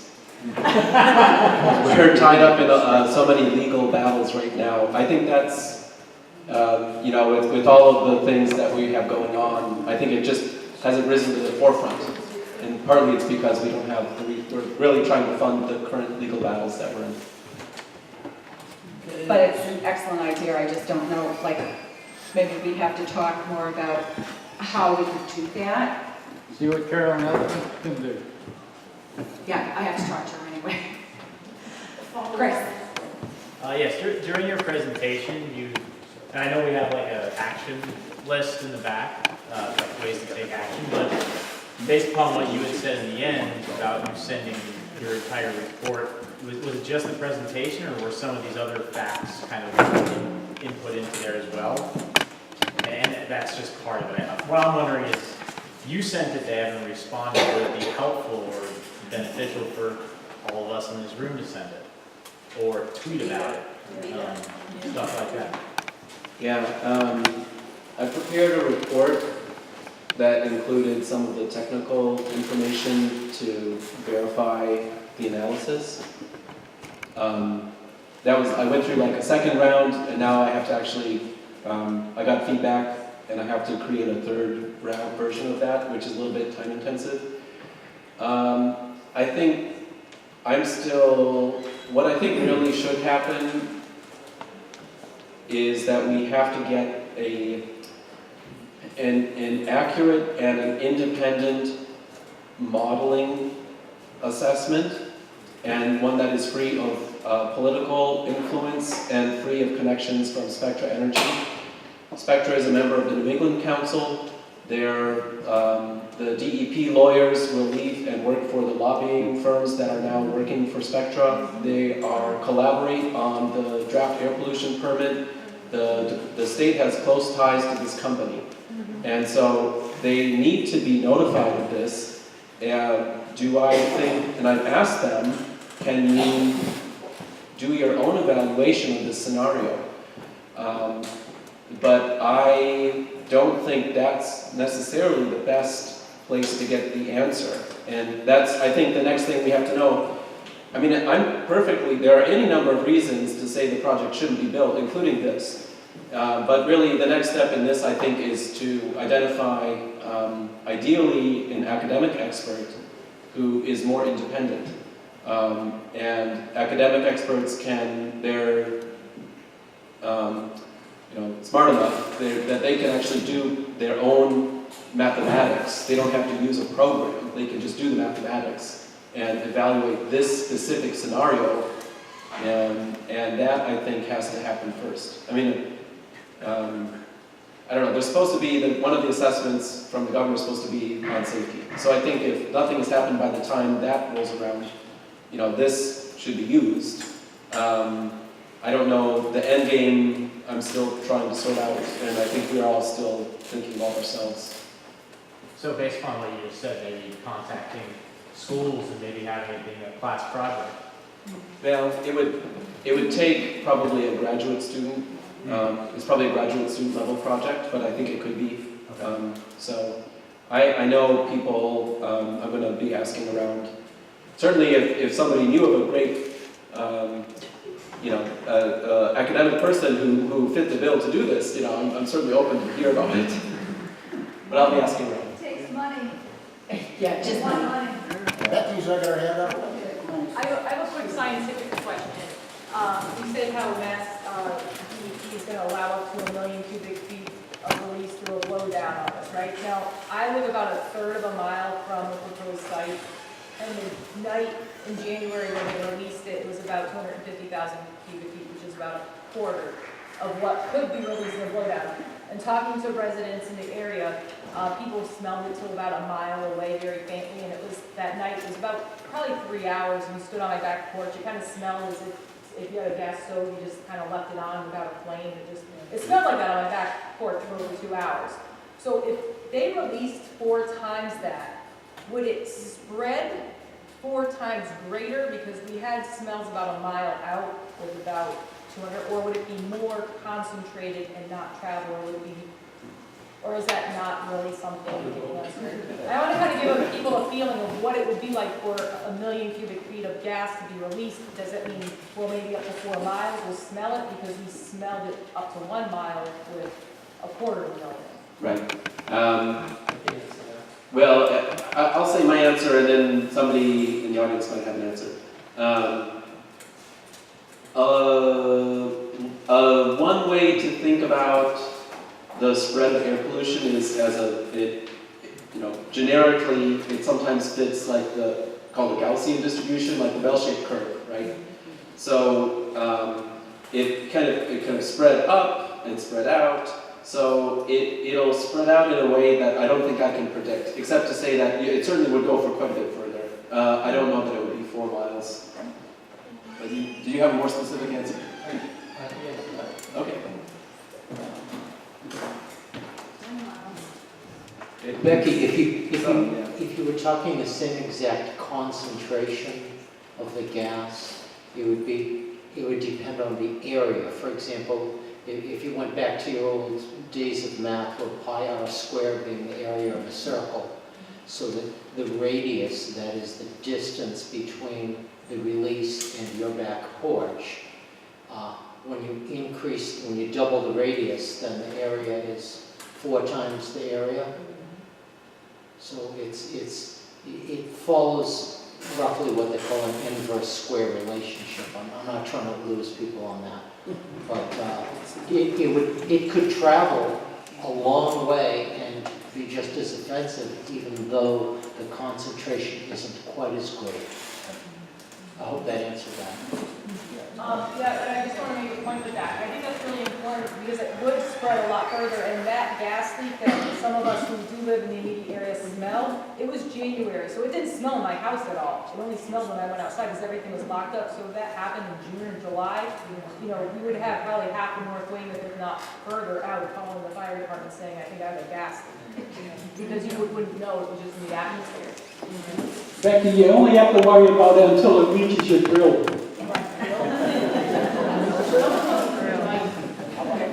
So, wait 1 second. Right there. Yes, ma'am. You're right. Okay, I just want to ask, well, first of all, at another venue, Mayor Headland said that FRRACS is an enabler.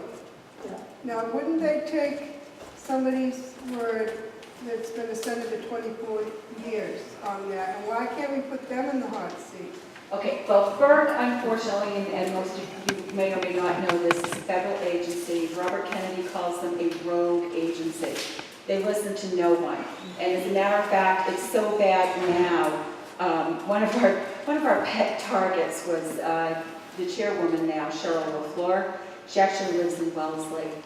And I got a chance to meet her at a thing up in New Hampshire. But anyway, she was one of our targets.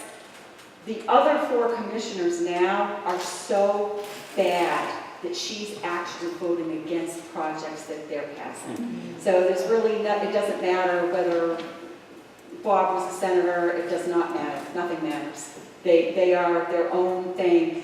Senator Warren can't do anything about it, Senator Markey can't do anything about it, Congressman Lynch, and they've all been on our side, and they've been writing letters, and they've been demanding information from the chairman. So, actually, no, sadly. Do any of the dark hair? Are you ready to have a... Okay, Susan. Hi, Susan. I'm just wondering, that Aloha tool that you have, that hazmat tool, can you do something where you put in all the information, even if you use the neutral information and there was an ignition, because we know it could happen, and what that would do, that ignition there is in the middle of all these other industrial complexes that have all these stored volatile, flammable things. I'm just saying, if you can you put more information into that tool, that Aloha tool, to do a worst case scenario, where especially, I just thought for graphics, for publicity, that would be the one graphic that might get everybody's attention if we did a worst case scenario. Yeah, you can evaluate I believe the heat and energy from that gas being set on fire. If it was ignited. Yeah, I have to go back and see exactly how that would work out, and if it would seem to be. Proximity of all those other, Yeah. but there are tanks, there are oil tanks. I believe there's hydrochloric acid being stored. I don't know if it's Calpine or if it's Twin Rivers. What is it? Twin Rivers. Hydrogen?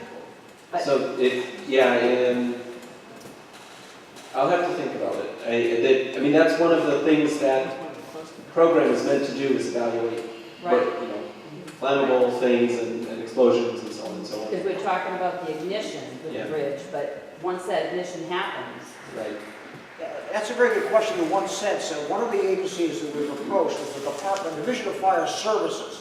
Now, they're the ones responsible for the regional hazmat teams. Your local fire department does not have the equipment to handle a major hazardous site like this. They bring in a regional group of specialized trained, the reflective suits, the masks, all 9 yards. They also use the same program to try to calculate. But we've never asked them to say, you're on a peninsula, you're in the middle of one of these episodes, how would you respond to actually shut this thing down and fight it? So actually, the so-called emergency plan is a mystery to me about how this very dangerous, potentially, site, if it did go off, how it actually would be fought, if you will, by the regional hazmat teams. So maybe trying to get the fire service, the political or other means down here to answer some basic questions about that might be very interesting, but I'm not sure we'll ever get there. Coincidentally, when this first started, that was the title of my document that I submitted to FERC, was the worst case scenario. I had worked on all these projects, so I'm very familiar with them all. You understand the reason they built this really large bridge is so that they can run really large ships through there. They're called post-Panamax tankers. The tankers are 1,200 feet long, 1,200-foot long tanker filled with gasoline. And if you should have a problem, when the bridge is up and all these people are sitting on the bridge and that tanker is going through, which is a short distance from where the compressor is, then we have a significant problem. And I could very much see all these fires working their way right down to Braintree Electric, right through Citgo and Clean Harbors and all the rest of them. That chemical you had talked about, that's from Twin Rivers. And what it does, I was reading up about that, it doesn't explode. What happens is, but when it gets in contact with water, they said, it spreads fire. So I can see the river being on fire, you know. Karina? Hi, I'm with the Food and Water Watch, and I've worked on a number of AIM projects, the federal appeals and the FERC applications and all that. So my question is about your worry about the permitting, that New York case where the year-long delay, is it FERC or the company that's using it against, that came for the appeal saying the New York DEP waited too long? The most recent thing that happened is the State Department of Environmental Conservation filed an appeal with the U.S. District Court. But did it originate with the company objecting, or was it? Yeah, I believe that after this New York State turned down the permit, the company appealed to FERC. FERC responded and agreed with the company. Then the New York State went back and is appealing to U.S. District Court. So my suggestion is this, is when on this project, the construction is either in the process or done in Connecticut and New York, and we've objected together jointly on we disagree if we talk to the lawyers that you're not supposed to be, FERC isn't supposed to be able to issue a notice to proceed without all the permits being issued in all the states. That's one legal opinion. That's not the opinion that FERC takes.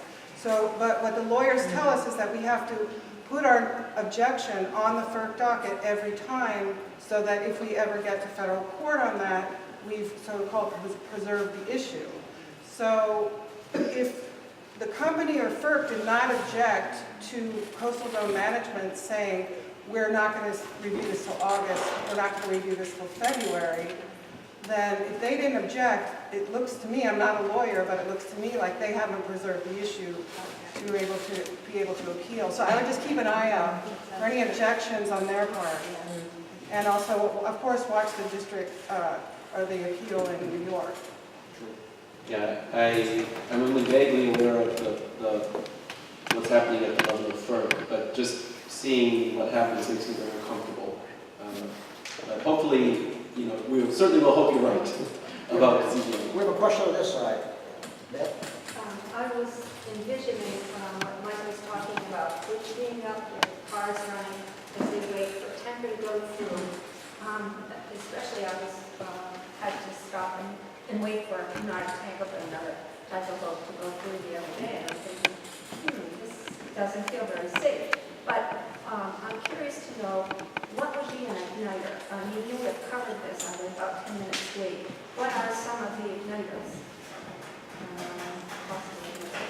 Yeah, I certainly, if people know otherwise, correct me, but what I read is that the source has to have enough energy to ignite gas, so an open flame obviously would do that, but actually that one source I read is that probably not a cell phone or a cigarette, which we might expect would, but the thing that would, for sure, is the catalytic converter of a car, because they are so very hot that they have a lot of energy and can ignite natural gas. They go up to 1,100 degrees.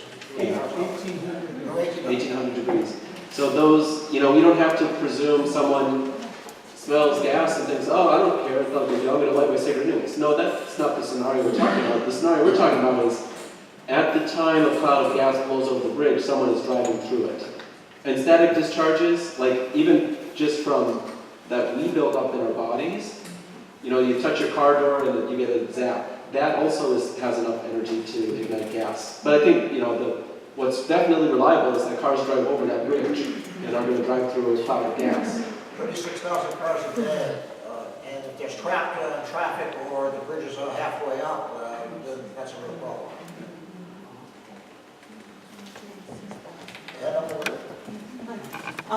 Just thinking off the top of my head, and what if there's another fire in another industry?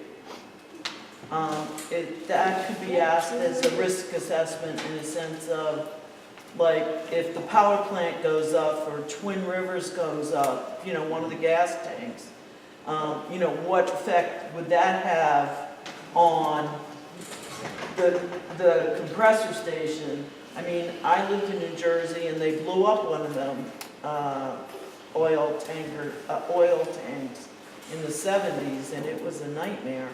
And I lived Newark or Elizabeth to New Brunswick is a couple, as we say, exits down. But what exit are you? And you felt it. I mean, I felt it. We haven't discussed actually a concept that's well known called environmental justice, but we have a very heavy concentration, 8 major emitting industries in this area at a very small location. And one of the things that Kurt's original research showed with the state was the fugitive emissions and stuff they were picking up. The state was surprised to find that we were actually starting to get some of and that's because there's so many products here that aren't really regulated on their emissions, whether it's Twin Rivers, Clean Harbors, or whatever. Maybe explain what the hell is this doing here?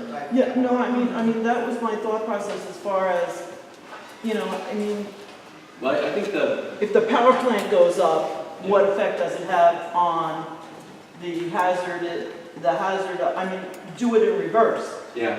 And I think to me, the likelihood or probability of how often is something like these things going to happen, if that station's built, it's going to be blowing down gas. And so that's not a hypothetical, it's just a matter of getting an accurate analysis. So I don't, it's not to say that your question is not valid, but that's kind of a you know, what if the probability of this happens and then this happens? So that, what I would say is those sorts of questions should be brought in well, of course, any time, but certainly one place to bring them in is if there is the safety assessment ever materializes. You know, because that's when they're supposed to come to the public. And, you know, we've heard that they're going to collect public input, and that's where you bring your local understanding and expertise to say, there's this that are at these locations. What if, I want you to assess what happens if one of these starts on fire or explodes. Yeah, I mean, and we all know what happens on 9/11 with concrete and steel that was on fire, so. Susan? Kurt or Alexander, would you like to maybe speculate on the slowness of these studies that are not being done? You know, because I know, yeah, they give excuses, and nothing's happening, and I'm thinking, you know, that all this part about it, it's like Thursday, all these big people testifying, is there something that can happen there? Oh, Anything what a that great happens. question. And I was thinking about this event tonight, and I should have, in the beginning, asked, you know, we acknowledge the elected officials who have been doing a lot and making their own sacrifice to help. But I also wanted to ask, is there anyone from the state, any state agencies? And I guess I'll ask now, is there anyone from a state agency who's here? You're welcome to identify yourself. I said things that were not so nice about DEP, but you're certainly, if someone were here, they could identify themselves and certainly could take the microphone and have your say. And same goes with Spectra. So let's see. What happens? There's, I would say, a mix of bureaucratic inertia and dodging. Yeah. Yeah, I think that's the case. I mean, when Governor Baker said that they would basically stop the air quality permit, and he asked for a comprehensive health impact assessment, we weren't really sure that he knew what he was talking about because those can take 18 months, 2 years, longer. And that's after they figure out their methodology, populations, and all of that kind of thing, which they had not done. So Karina brought up a good fact is that, like with coastal zone management, Spectra can't argue the same way maybe that I think it was Dominion argued in New York because they agreed to the stay. They agreed to the stay to August, they agreed to the stay till next February, they agreed to the stay in the wetlands permit, which is now in federal court, and the only stay that they didn't agree to was waterways, which was really stupid because they couldn't do waterways without wetlands, and wetlands is in federal court, so it's dumb. So, you know, I don't know. Now, I have a question, and Susan, you probably know because, and Frank brought this up because I want people to know about this. On Thursday, there was a hearing about the new pipeline tax. Do we have times, locations, all that stuff? We can post it. 10 o'clock. 10 o'clock Thursday morning. And if you want to testify and sign up to testify, it's really, you can get about 8:30 to 9. Okay, so this is the 26th, and we will, I know I've got the information. Room A2. Pardon? Room State House. A2. Room A2 at the State House beginning at 10:30. 10 o'clock. But sign up early because there's going to be Okay, if you want to testify on the resurrection of the pipeline tax, try to be there at 8:30 to sign up. And this is something that we have discussed in our groups, and Frank is our ISO guy, that they are now trying to circumvent both the legislature and the DPU by using the ISO budgetary process to force us to pay for their pipelines and their compressor stations. So keep Instead that. of companies, investors having to pay for it, you want the ratepayers to pay for it. And on the grounds of reliability, there's a whole bunch of baloney going being sliced right now about that. Right. Hi, has there been any word from Braintree about what they're doing about the levels of air pollution right now?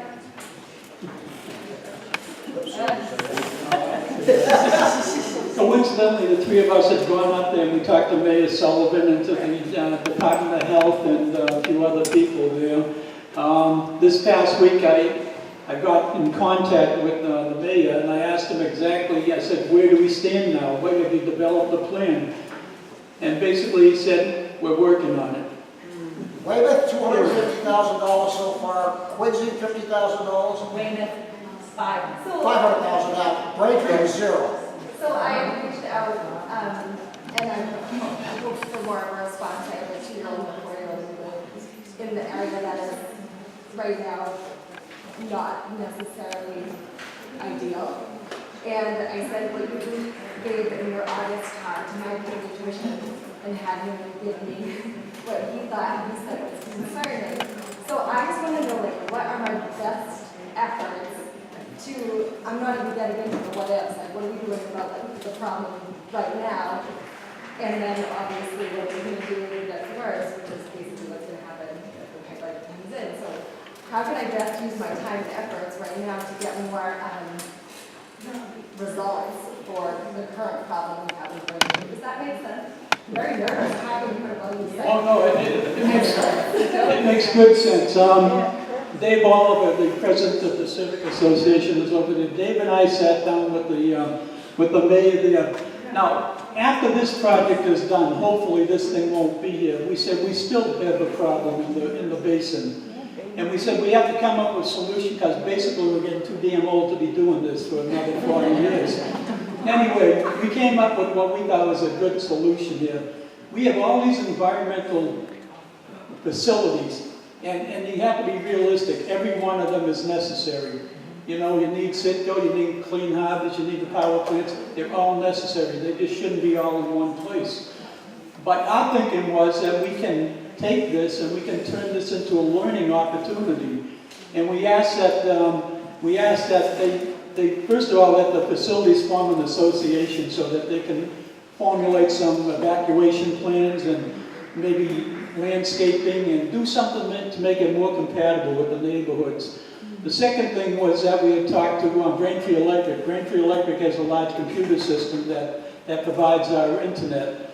And we had asked them if they were able to have these facilities tie into their internet and in turn tie into our high schools in Braintree, Quincy, and Weymouth, and make this an area where these kids can get an education in environmental science.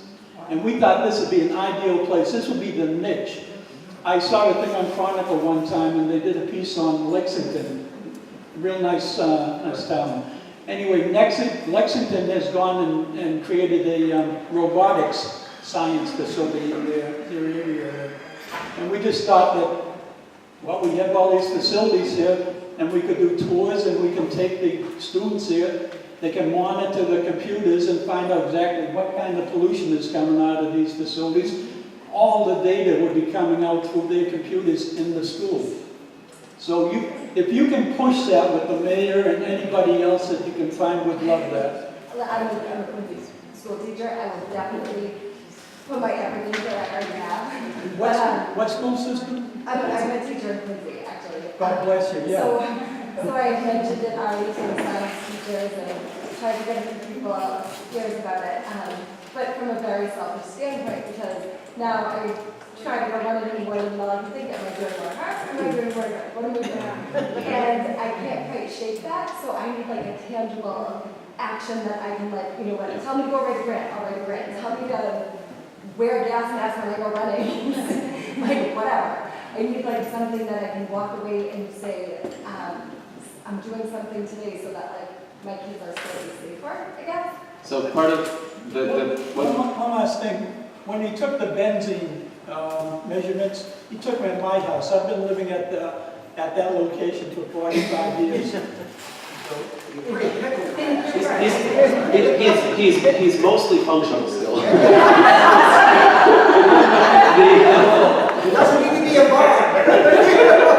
but he left out an important part of his plan, which is that the state needs to set up a monitoring station in this area. And, you know, if nobody collects the numbers, nobody knows, and nothing is done.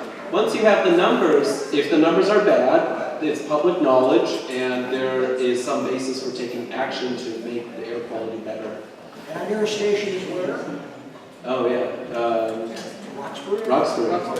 Roxbury. So this is, you know, Roxbury, Braintree, they're close enough, right? They can just say the air quality is the same in both places. We only need to test here.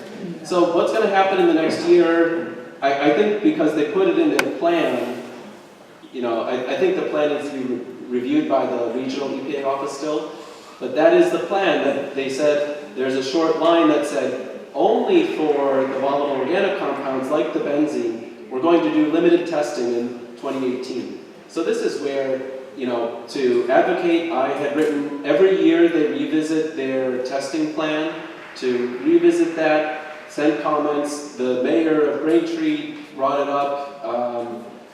You know, you can work at the town, you can work at the state level, organize around that. I think that's a very concrete thing that would help this area a lot. Can you repeat it, just exactly what the task would be for us to do? Yeah, a monitoring station, an air pollution monitoring station in this general area. So like us just talk about it? No, the state solicits public comments every year, Okay. and they review their plan every year, and the EPA signs off on the plan every year. Yeah. Question right there. I was wondering if you have data on your patient load with respiratory problems in this area. Would that be something you could tell to the newspapers? Or is there any routine air quality measurement in, like, Quincy? I'm from Quincy, I'm in Dallas, there's no representative from Quincy here. And is there any air quality, like public health, that does this as a matter of routine, that we could really see that?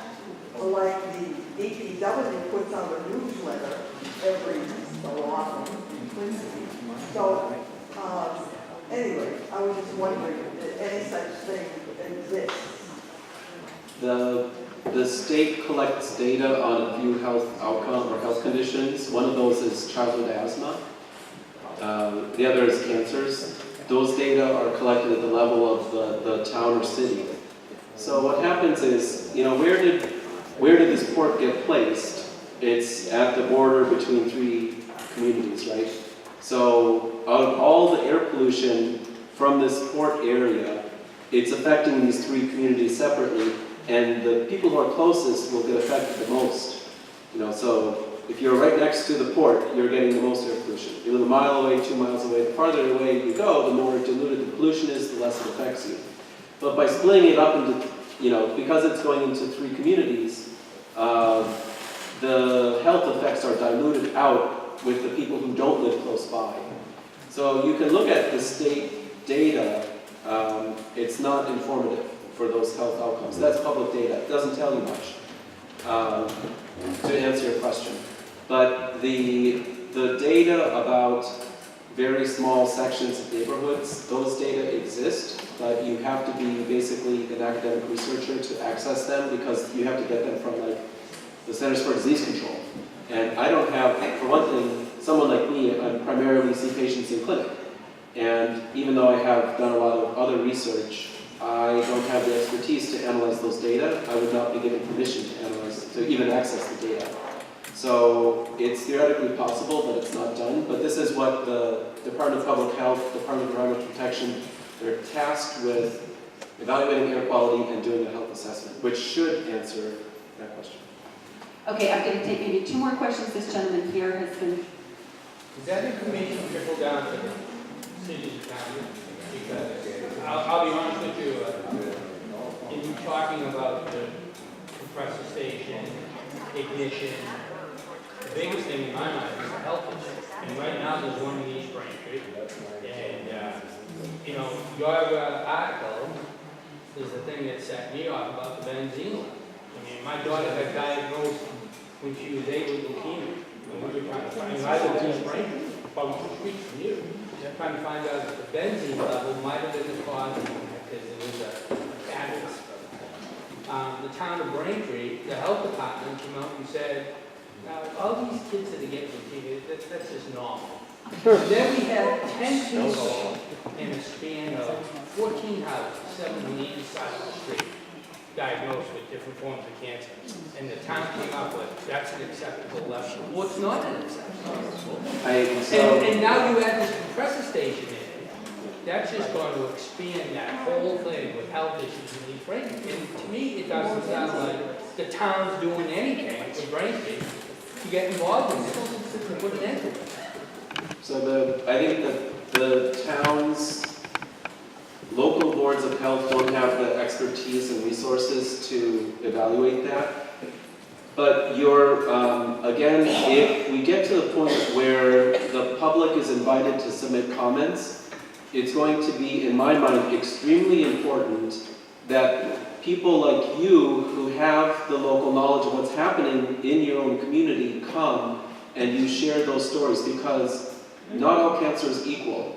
You know, if you look at very common cancers, you know, breast cancer, leukemia, these are, you know, breast cancer is all different kinds of breast cancer, and leukemia, all different kinds of leukemias. But some specific leukemias are more likely to be caused by exposure to benzene than others. And so there's one of the few times there have been health assessments in this area. I went back and I looked and they were surveys to, I believe this was the study in Weymouth, health surveys. People say, people in my house have these health conditions. And there was some low percent of people who had a condition called aplastic anemia. And, you know, if one assumes that you only put that down because you knew somebody actually, the doctor said you have aplastic anemia. If you actually look at how many people complete the survey and you do the calculation, what percent of people in this area have, at the time of that survey, aplastic anemia compared to the expected rate? The expected rate is something on the order of 1 in a million. And there were 19 people who said they had aplastic anemia. And there were adults and children. And so these are, an aplastic anemia is, in some cases, caused by exposure to benzene. It's not only that, but it's one of the things that can cause. So if there are these sentinel, I think of it as like a sentinel case, that there is a relationship between the exposure to the population and the health condition, that's very important, I think. You know, so like, you know, other kinds of cancers, there's not a clear relationship. But some, there could be. So please keep on top of these events. We need the Department of Public Health to help answer your question. Chris? Mine's just a little conclusive on what I already asked. It got brought up again. It seems like the biggest help will be finding someone not in this room, an expert in the like a graduate program or whatever. But what type of professor, educational individual should we see? Like, do you have an idea? Is it an engineer? Is it just to help us get? It seems like the most important thing. Yeah. Finding help from somebody else. And how do we get that? Right. So we're starting to do some outreach to somebody at the Boston University School of Public Health that we know has done modeling work. He's very expert in modeling, and I think he could supervise graduate students that would do this kind of project. So it would be somebody that does modeling of like hazardous releases. Yeah, so air modeling. That would be the type of expert. If we could do one more question. Sorry, I know your face. I can't remember your name. Oh, me? Yeah. Yeah, I was just wondering if I've gotten in touch with humanly concerned scientists, because they've been doing a lot of things lately about how scientists are being marginalized in this economy. There was a conference, I think today or yesterday, where there were 2 scientists that were going to talk about climate change, and they weren't allowed to speak. So I think, they may know, that are Yeah, we haven't reached out to them, but we do have, I'm tied into an increasing number of health and medical experts in different schools of public health and medical schools. So there are, a lot of people to ask that I can ask around, and my contacts can ask around their contacts. So we do have a lot of connections, not necessarily with the Union of Concerned Scientists. Okay, so I'm just going to wrap up right now and I just got one Sure. comment. Back in 1990, when they wanted to keep the incinerator out of the Fore Basin, where the power plant is now, it was a grassroots thing. We were up against the powers that be. But they had that, I don't know if you remember people that were here, they had their hands across the bridge. And it was covered by the media. Okay, the media, I was actually on TV, they interviewed me. They asked me what I thought about it. I said, Clean Harbors is not the solution to the pollution. Well, they put me on TV with my 1-year-old daughter, okay? But the fact is that it was quite an event where you see hundreds of people holding hands against something. That carried a lot of weight, and the media did cover. You might want to consider that, where we can get some media attention, Thank you. You want to rally us there? Hey, I'll leave the parade. It's a good segue, just a statement. You have so much incredible prophetic research that it would be so good for a great journalist to do. I'm looking right now, I've been tweeting away to some 60 Minutes reporters, the man that Bill Whitaker, who just did the report on the opioid epidemic and outed the pharmaceutical company. He could do this kind of research. Or there's a climate scientist for the New York Times who's been doing excellent reporting. We need just class A, great reporter to do a breaking news national story on this. that would be great. So if anyone wants to help me find Anybody those wants to reporters. tweet or do whatever you Globe spotlights in. Yeah, well, I was researching that right now. I mean, we need to find those people and continue to. I've contacted all of them. Well, let's keep doing it. And Gretchen will back you up. Okay, so just a couple quick things before we go tonight. First of all, thank you very much for coming tonight, and I'd like to thank Dr. Norgard very much.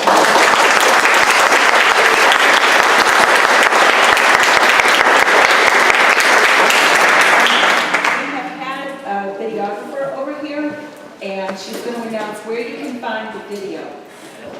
It'll be available in the next couple days on YouTube. There's a channel, Quincy Taxpayers, and anybody that wants to Facebook, tweet it, any way you can publicize it, please, feel free. Thank you. Thank you. Presentation posted on the website? Okay, so, yeah, putting this up for a second, Laura. Okay, so the presentation itself is on our website. Our website is nocompressor.com. It's really tough. We were trying to do it live on Facebook. I don't know how that came out because my phone really stinks. But we tried. But the presentation will be up there, and then we have a YouTube video that hopefully we'll be able to connect to our site. But you said Quincy Taxpayers was the place to go. We'll be on YouTube in a couple of days, which is fantastic. For those of you who are newcomers, welcome tonight. We meet here at the Fore River Club the second Tuesday of every month, usually on that side, starting at 6:30 for meet and greet, 7 o'clock for the regular meeting. We go over all kinds of things that are going on with this project. So if you'd like to join us, and Donna, is Donna still here?